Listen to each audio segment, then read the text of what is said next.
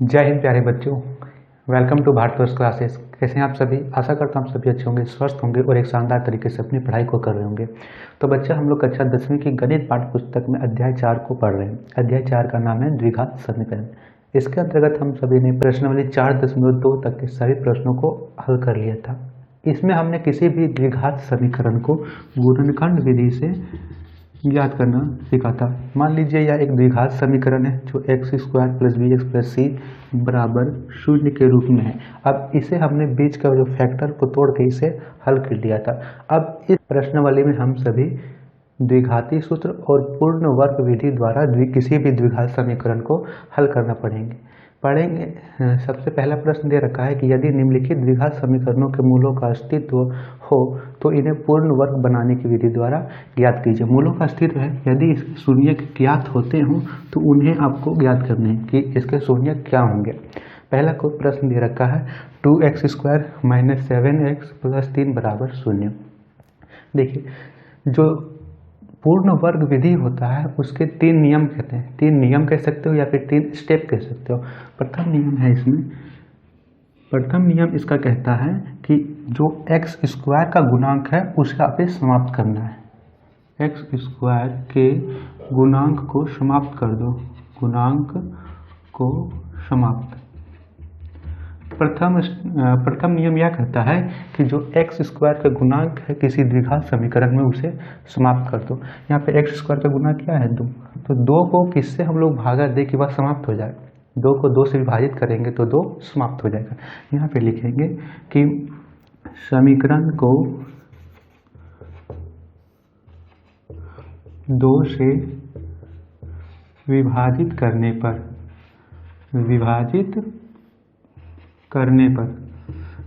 2x² को 2 से विभाजित करेंगे तो यहाँ कितना बचेगा?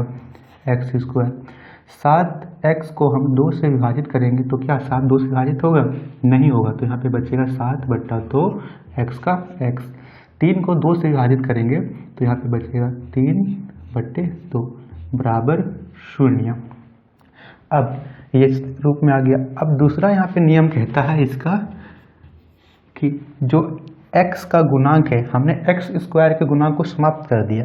अब दूसरा कहता है कि जो x का गुणांक है उसका आधा करके वर्ग कर दे। x के गुणांक को आधा करके वर्ग करना है। क्या करना है बच्चा? जो x का गुणांक है उसके आधा कीजिए और फिर उसका वर्ग कर दीजिए।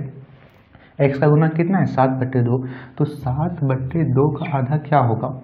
7/2 का आधा करने के लिए हम लोग इसे 1/2 से गुना कर देंगे। किस प्रकार? जैसे मैंने आपसे पूछा 10 का आधा क्या होगा, तो आप लोग 10 का आधा करने के लिए क्या कर देते?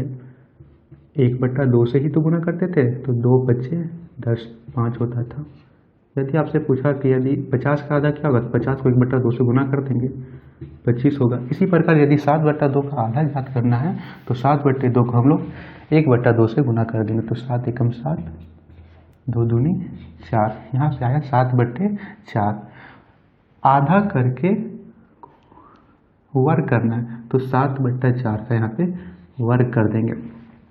यहाँ पे आया 7/4 का वर्ग। यह तो हो गया हमारा दूसरा। तीसरा नियम कहता है कि जो वर्ग आया है उसे एक बार प्लस में लिख दो और एक बार माइनस में।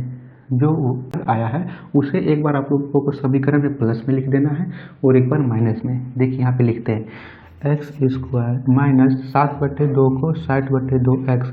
अब 7/4 को हमें लिखना है एक बार प्लस में और एक बार माइनस में लिखना है। तो यहाँ से लिखेंगे 7/4 प्लस का, फिर 7/4 माइनस का, और दोनों बार यहाँ पे वर्ग कर देंगे। प्लस 3/2 का प्लस 3/2 बराबर 0।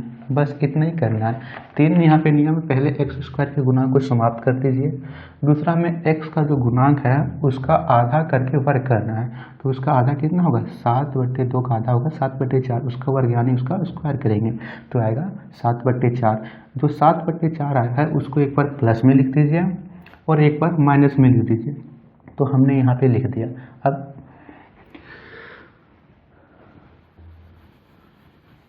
अब यह प्रश्न बहुत ही सरल हो गया। देखिए किस प्रकार सरल हो गया। यहाँ आप लोग ध्यान से देखो तो यहाँ पे है x square minus 7/2x plus 7/4 square. हमने एक नियम पढ़ा था, जो a माइनस बी का स्क्वायर होता था वो होता था a square minus 2ab plus B square, इस रूप में होता था। इसे हम लोग यदि ध्यान से देखें तो यह भी ab प्लस बी स्क्वायर के रूप में है। यदि हम लोग x को a मानते हैं, a बराबर x है, b बराबर 7/4 है। इसका देखिए, इसे हम लोग तोड़ के देखते हैं तो यह क्या होगा, एक का स्क्वायर यानी एक्स स्क्वायर माइनस 2ab, तो माइनस 2a लिया है x और b को हमने लिया है 7/4, तो 7/4 प्लस b का स्क्वायर, तो प्लस b का स्क्वायर यानी 7/4 का स्क्वायर। तो इसे हल करेंगे तो क्या आएगा, एक्स स्क्वायर माइनस यहाँ पे है 2 और 4, 2 दूनी 4, 7/2 x 7x/2 प्लस 7/4 का स्क्वायर। देखिए इसी रूप में आया है, x square minus 7/2x plus 7/4 का स्क्वायर। तो यह ए स्क्वायर माइनस बी स्क्वायर के रूप में है। तो इसे हटा करके हम लोग लिख देना है एक्स स्क्वायर माइनस 7/4 का स्क्वायर। यहाँ लिखेंगे एक्स स्क्वायर माइनस 7/4 का एक्स माइनस 7/4 का स्क्वायर, यह आ गया। अब इतना तक सॉल्व करने पाया, यहाँ पे है माइनस 7/4, तो माइनस 7 का स्क्वायर कितना होगा, 37, 49/4 का स्क्वायर, 4 से 16 प्लस 3/2 का प्लस 3/2 बराबर 0। एकदम आराम से समझिए बच्चा, यदि प्रथम प्रश्न समझ में आ गया तो दूसरा प्रश्न तीसरा प्रश्न बहुत ही आसानी से समझ में आ जाएगा। तो प्रथम प्रश्न को आसानी से समझ लीजिए। यहाँ पे फिर से देखिए x square minus 2ab plus 7/4 x square minus 7/2x plus 7/4 square. यहाँ तक को हमने इस रूप में लिखा, 7/4 का स्क्वायर यानी 7 का स्क्वायर 49, 4 का स्क्वायर 16 लिख दिए, प्लस 3/2 का प्लस 3/2 बराबर 0 के बराबर 0। अब x माइनस 7/4 को यहाँ लिखिए, x माइनस 7/4 का स्क्वायर। अब जो यह माइनस का है इसको बराबर के इधर लेके आएंगे, तो यह माइनस का 49/16 यह हो जाएगा प्लस का 49/16, ये प्लस का 3/2 है, बराबर के इधर आएगा तो माइनस का 3/2 यह आएगा। अब इसका ले लीजिए एलसीएम, 2 और 16 का एलसीएम क्या होगा, 2 और 16 का यदि आप लोग एलसीएम लो तो 2 और 16 एलसीएम क्या होता है, इसे आपने नोट किया था नियम को आप लोग इसे नोट भी कर लीजिएगा। देखिए 2 और 16 का एलसीएम लेंगे तो आएगा एलसीएम 16, ठीक है। 2 का पहाड़ा में 16 का पहाड़ा में 16 एक बार में, 1 को 49 से गुना करेंगे तो 49 माइनस 2 का पहाड़ा में 16 8 बार में, 8 को 3 से गुना करेंगे तो 24। इधर था x माइनस 7/4 का स्क्वायर, x माइनस 7/4 का स्क्वायर। 49 में से 24 घटाएंगे तो 9 में से 4 गया तो 5, 4 में से 2 गया तो 2/16 यानी 25/16 आया यहाँ से। इधर है x माइनस 7/4 का स्क्वायर। अब देखिए इधर स्क्वायर है, स्क्वायर को हटाने के लिए क्या करते हैं हम लोग, स्क्वायर को हटाने के लिए इधर भी वर्ग इधर भी रूट करते हैं और इधर भी रूट करते हैं। तो इधर रूट करेंगे x माइनस 7/4 का स्क्वायर और इसे हम लोग रूट कर देंगे, इसका भी रूट करेंगे 25/16। तो यहाँ से रूट से स्क्वायर कैंसिल हो गया। 25 का वर्गमूल यदि हम लोग करते हैं तो 25 का वर्गमूल कितना होता है 5, 16 का वर्गमूल करते हैं तो 16 का वर्गमूल कितना होता है 4। तो यहाँ से हमारा आया 5/4, इधर बचा x माइनस 7/4। अब यह माइनस का 7/4 है, बराबर के इधर जाएगा तो होगा प्लस का 7/4, तो x बराबर 5/4 प्लस 7/4। 4 और 4 का एलसीएम कितना होगा 4/5 और 7, 5 प्लस 7 ही होगा 7 5 12/4 और इसे हम लोग काटेंगे तो कितना आएगा 4 × 12, यहाँ से आया 3। x के दो मान ज्ञात होते हैं, एक मान हमारा आया है 3। अब बोलिएगा कि सर यहाँ पे एक ही मान आया है, दूसरा मान कैसे याद होगा? तो देखिए बच्चा, यहाँ से जो रूट होता है किसी भी संख्या का, उस पर हम लोग बाहर निकालते तो उसमें दो संख्या बाहर निकल सकती है। मान लीजिए यहाँ पे हम लोग, मैं 16 का वर्गमूल करता हूँ तो यहाँ पे या तो 4 बाहर निकल सकता है या फिर -4 बाहर निकल सकता है। किस प्रकार? यदि हम लोग 4 को 4 से गुना करेंगे तो 16 होगा, और -4 को -4 से गुना करेंगे तो भी 16 होगा। यानी 16 का जो वर्गमूल है वो 4 भी हो सकता है, -4 भी हो सकता है। इसी प्रकार -25/16 का वर्गमूल 5/4 भी हो सकता है या फिर -5/4 हो सकता है। तो एक बार तो हमने 5/4 को यहाँ पे प्लस का लिखा, अब हम लोग इसे लिखते हैं माइनस का। x -7/4 बराबर माइनस का 5/4। अब फिर से माइनस का 7/4 को इधर लेके आएंगे तो होगा x बराबर -5/4, ये माइनस का इधर होगा तो प्लस 7/4। 4 और 4 को करेंगे एलसीएम तो आएगा 4, 4 का पहाड़ हम 4, एक बार में 1 बचे 5, यानी -5 प्लस 7, माइनस प्लस माइनस, 7 में से 5 गया तो 2/4 यानी 1/2। तो x का मान यहाँ पे 2 आया है, x का मान आया है 3 और दूसरा हमारा आया है 1/2। इसे आप लोग गुणनखंड विधि से करो या फिर आगे हम लोग द्विघाती सूत्र करेंगे उस विधि से भी करो तो इसका मान 3 और 1/2 भी आएगा। प्रश्न संख्या 2 में भी दे रखा है कि जो दिए गए हैं प्रश्न है उससे आप लोग द्विघाती सूत्र से करो, तो उसमें हम लोग द्विघाती सूत्र से भी इसे हल करेंगे तो इसका मान 3 और 1/2 ही आएगा। ठीक है बच्चा, एक बार और समझिए। देखिए हमने क्या किया, जो हमें समीकरण दिए रखे तो उसमें हमने x² के गुणांक को पहले समाप्त कर दिया। दूसरा हमने साथ जो x का यहाँ पे गुणांक था उसका आधा करके हमने वर्ग किया। यहाँ पे वर्ग करके आधा किया तो हमारे यहाँ से एक सर्व समीकरण ज्ञात हुई जो a - b का होल स्क्वायर के जैसी थी। तो इसे हम लोग a - b के होल स्क्वायर के रूप में संक्षिप्त करके लिख दिए। ऐसे 7/4 का स्क्वायर को हमने किया तो यहाँ 49/16 प्लस 3/2 का प्लस 3/2 लिख दिया। अब इसे हम लोग बराबर इधर लेके आएंगे तो हमारा यहाँ से आएगा 25/16। रूट हटाने, स्क्वायर हटाने के लिए हमने क्या किया, दोनों तरफ रूट लगा दिया तो स्क्वायर से रूट से स्क्वायर कैंसिल हो गया। अब यहाँ पे बचा रूट 25/16। 25/16 होता है उसका यदि हम लोग वर्गमूल करेंगे तो दो संख्या बाहर निकलेगी। एक तो निकलेगी प्लस का 5/4 और दूसरी निकलेगी माइनस का 5/4। क्यों निकलेगी? क्योंकि हम लोग -4 को -4 से गुना करेंगे तो भी 16 होगा, 4 को 4 से गुना होगा। यदि -5 को -5 से गुना करेंगे तो 25 होगा, और -4 को -4 से गुना करेंगे तो 16 होगा, और 4 को 4 से भी गुना करेंगे तो 16 होगा। तो यहाँ से हमारी x की वैल्यू आ गई 3 और 1/2। पढ़ते हैं प्रश्न संख्या 2 में।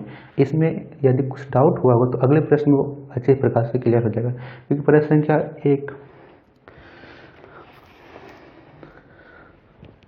चलिए प्रश्न संख्या 2 को लगाइए।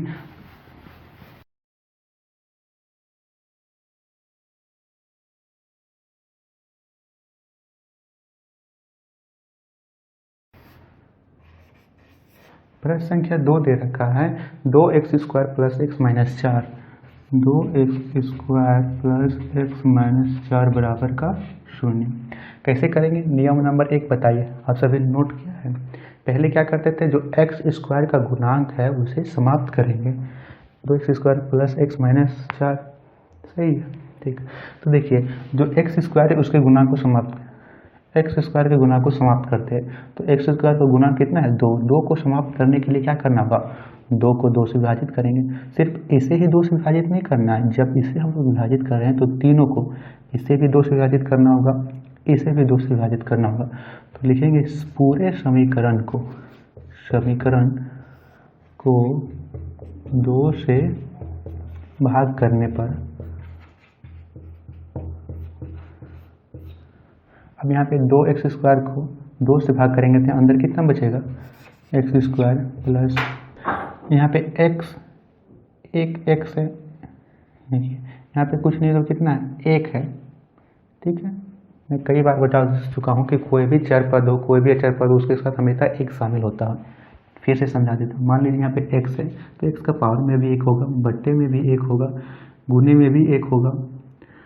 कोई संख्या है एक, तो उसके पावर में भी एक होगा, बट्टे में भी एक होगा और गुने में भी एक होगा। इसी प्रकार यहाँ पे चर पद है x, तो x के साथ एक लगा हुआ है, तो एक x है, तो यहाँ पे क्या करना है, एक को 2 से विभाजित करेंगे तो 1/2 x का x माइनस 4 को 2 से विभाजित करेंगे तो कितना होगा, 2 दूनी 4, 2 निकलेगा, तो -2 बराबर 0। नियम नंबर 1 हमने कर दिया। नियम नंबर 2 कह रखा है कि जो x का गुणांक है उसका आधा करके अब वर्ग कर दो। तो x का गुणा कितना, 1/2, 1/2 को आधा करना है, तो 1/2 को 1/2 से गुना करेंगे, कितना है 1/4, उसका फिर वर्ग कर दें, तो यहाँ से आया 1/4 का स्क्वायर। अब नियम नंबर 3 कह रखा है कि जो आपका एक वर्ग करने पर आया उसे एक बार प्लस में लिख दूँ और एक बार माइनस में। यहाँ लिखेंगे x² प्लस 1/2x, इसे एक बार प्लस में लिखेंगे तो प्लस 1/4 का स्क्वायर, फिर एक बार माइनस में, माइनस 1/4 का स्क्वायर -2 बराबर का 0। अब यहाँ से हमारी एक सरल समीकरण बनेगी।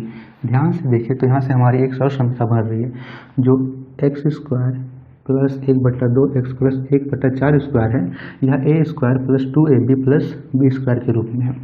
आप लोग यहाँ से x बराबर a बराबर x और b बराबर 1/4 को लेके इसे हल कीजिएगा। आप लोग हल करके देखो, तो यहाँ पे जो 2ab आता है उसे आप लोग रखेंगे तो यहाँ पे 1/2x ही आएगा, तो इसे हम लोग लिख सकते हैं x प्लस 1/4 का स्क्वायर। हाँ जी, लिख सकते हैं, क्योंकि इसे हम लोग अगर विस्तारित करेंगे तो यही रूप हमारा आएगा। इधर है हमारा माइनस का 1/4 का स्क्वायर, तो 1 का स्क्वायर कितना होगा, 1, 4 का स्क्वायर 16, तो -1/16, -2 है तो -2 बराबर का 0। अब जो यह -1/16 -2 आया है, इस बराबर के इधर लेके आएंगे, तो यहाँ से होगा x प्लस 1/4 का स्क्वायर बराबर माइनस का 1/16 है, इधर जाएगा तो प्लस का 1/16, प्लस का 2 हो जाएगा। अब इसका क्या करना है, एलसीएम लेना है। यहाँ पे कुछ नहीं तो 1 लिख दीजिए, 16 और 1 का एलसीएम कितना होगा, 16 ही होगा। ठीक है, अब 16 का पावर में 16 एक बार में, 1 को 1 से गुना करेंगे तो 1, बीच में प्लस है तो प्लस, 1 का पावर में 16, 16 बार में 16 को 2 से गुना करेंगे तो आएगा 32। इधर था x प्लस 1/4 का स्क्वायर, तो इसे लिख देंगे इसे। अब 32 और 1 कितने हो गया, 33/16, यहाँ से आया है x प्लस 1/4 का स्क्वायर। अब स्क्वायर हटाने के लिए क्या करेंगे, दोनों तरफ अंडर रूट करेंगे, तो यहाँ पे लिखेंगे x प्लस 1/4 का स्क्वायर और यहाँ पे लिखेंगे रूट 33/16। अब यहाँ पे स्क्वायर, रूट से स्क्वायर कैंसिल हो गया, यहाँ पे कितना बचा, x प्लस 1/4 बराबर यहाँ पे बचा रूट 33। रूट 33 का हम लोग वर्गमूल नहीं निकाल सकते हैं, तो हम लोग 16 का तो वर्गमूल निकाल सकते हैं। 4 × 4 16 होता है, तो 4 का वर्गमूल 16 का वर्गमूल होता है 4, तो 16 को यहाँ लिखेंगे /4 और प्लस का, और एक बार माइनस का होगा तो यहाँ से लिखेंगे प्लस माइनस। अब ऐसा क्यों लिख रहे हैं, क्योंकि यदि हम लोग 4 से लीजिए,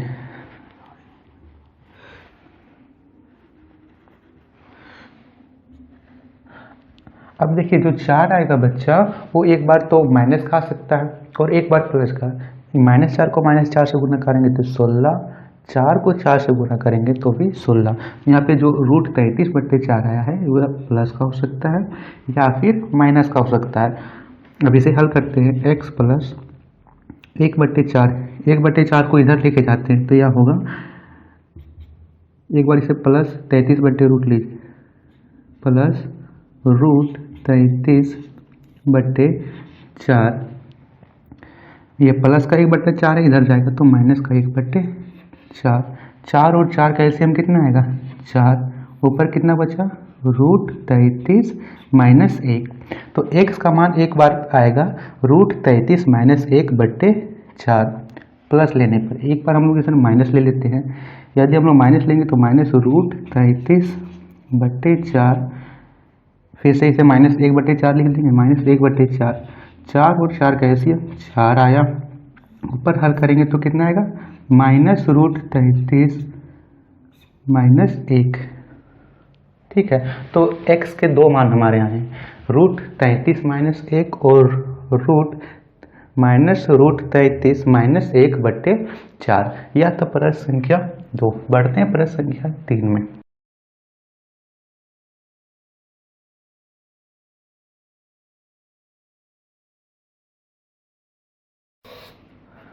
प्रश्न संख्या 3 दे रखा है 4x² plus 4√3x, 4x² plus 4√3x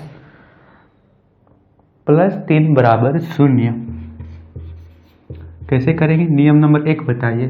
sir नियम नंबर 1 था कि x² का गुणांक को समाप्त करना है। अब x² का गुणांक कितना है, यहाँ पे 4 है। 4 को किससे विभाजित करें कि 4 पूरी तरह से कट जाए, 4 को 4 से विभाजित करेंगे तो सिर्फ 4 को ही नहीं, इस पूरे समीकरण को 4 से विभाजित करना होगा। तो लिखेंगे समीकरण को 4 से विभाजित करने पर 4x² को 4 से विभाजित करेंगे तो कितना बचेगा, x²।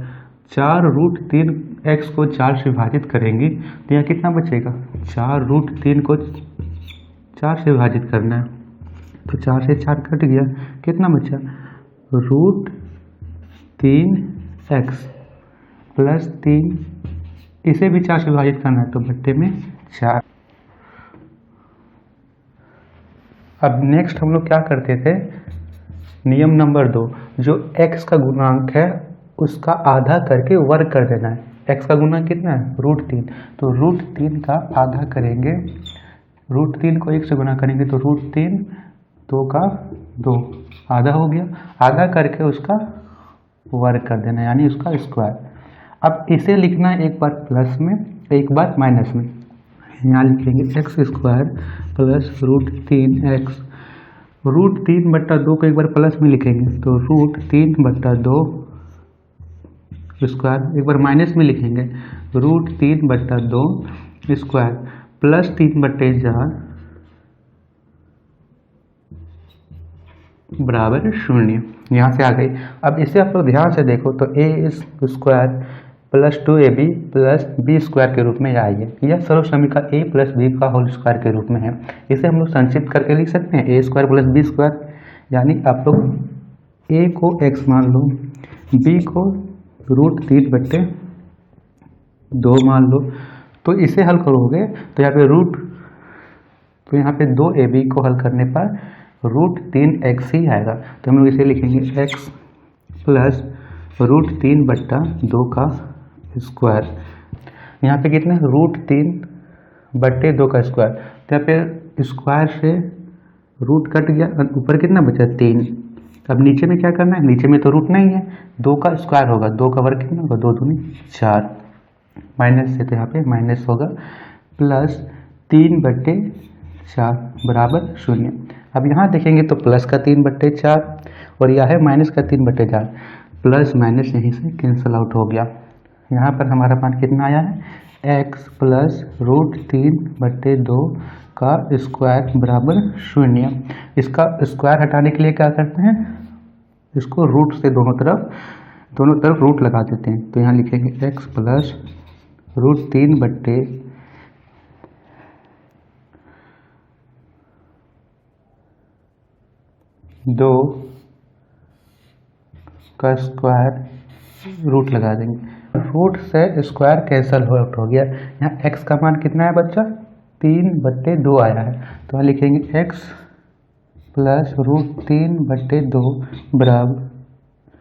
बराबर 0 था। 0 का रूट करने पर 0 आएगा तो 0। अब प्लस का 3/2 को इधर लेके आएंगे तो x बराबर माइनस √3/2, तो यहाँ पे x का एक ही मान आएगा √3/2, इसका अंश मान नहीं होगा।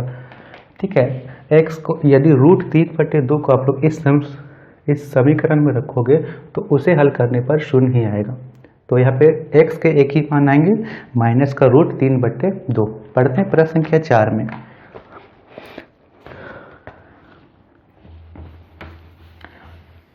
प्रश्न के 4 को लगाएंगे।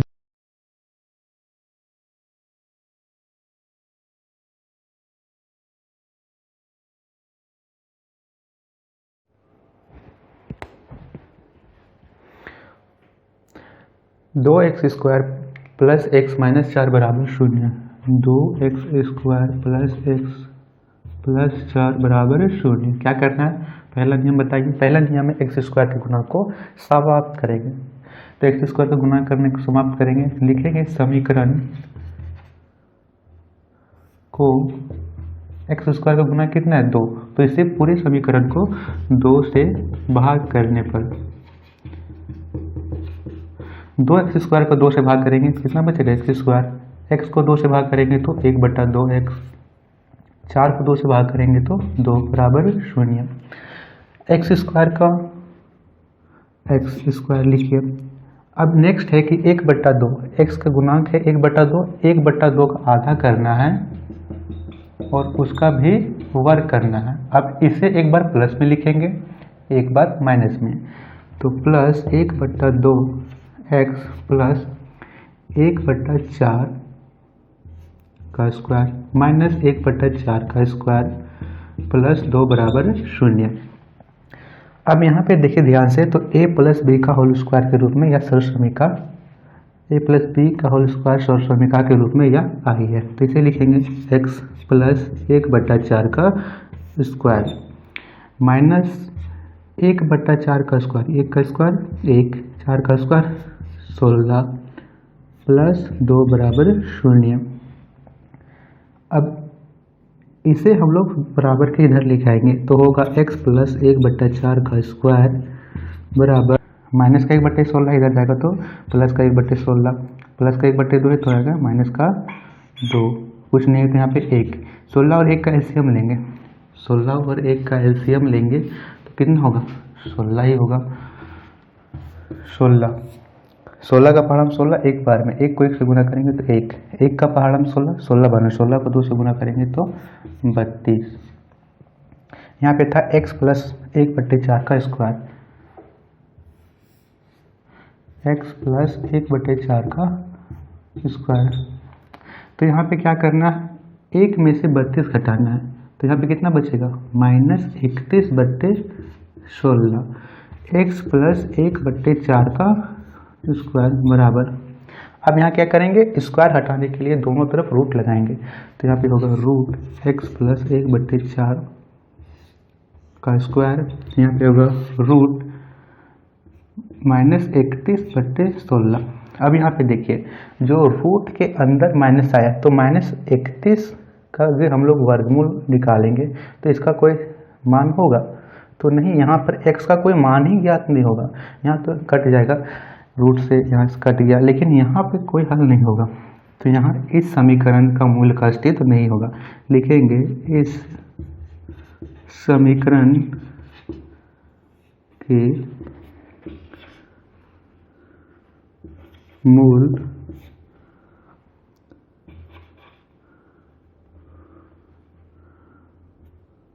संभव नहीं है।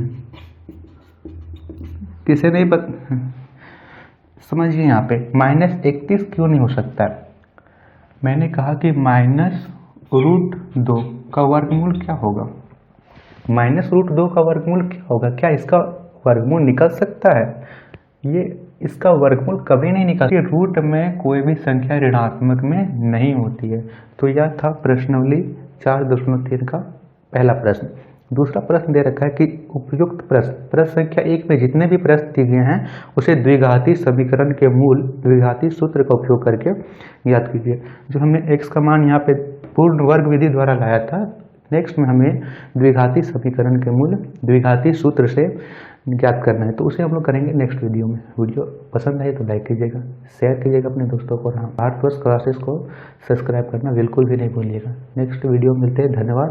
तब तक अपनी पढ़ाई करते रहिए, मस्त रहिए, और इन चीज़ों को रिवीजन भी करते चाहिएगा बच्चा, कि हमने पर्सनली 4.1 को पढ़ा, तो इन प्रश्नों का आप लोग गुणनखंड विधि से भी करके देखो कि यहाँ पे 2x² - x + 4 का हम लोग यदि गुणनखंड विधि से करते हैं तो क्या इसका x का मान आता है। फिर जो प्रश्न संख्या 1 थे, प्रश्न संख्या 2, प्रश्न संख्या 3, उसे गुणनखंड विधि से करके देखो, तो क्या होगा, जो सभी चीज़ें एक साथ आपको रिवाइज होती चली जाएगी। एक समीकरण ले लो, उसे तीनों विधि से करके देखो, द्विघाती समीकरण, गुणनखंड विधि, पूर्ण वर्ग विधि, उसके बाद द्विघाती सूत्र, तीनों से करोगे तो एक ही साथ पूरा प्रश्नावली के प्रश्न क्लियर हो जाएंगे। नेक्स्ट हम लोग पढ़ेंगे द्विघाती सूत्र। धन्यवाद।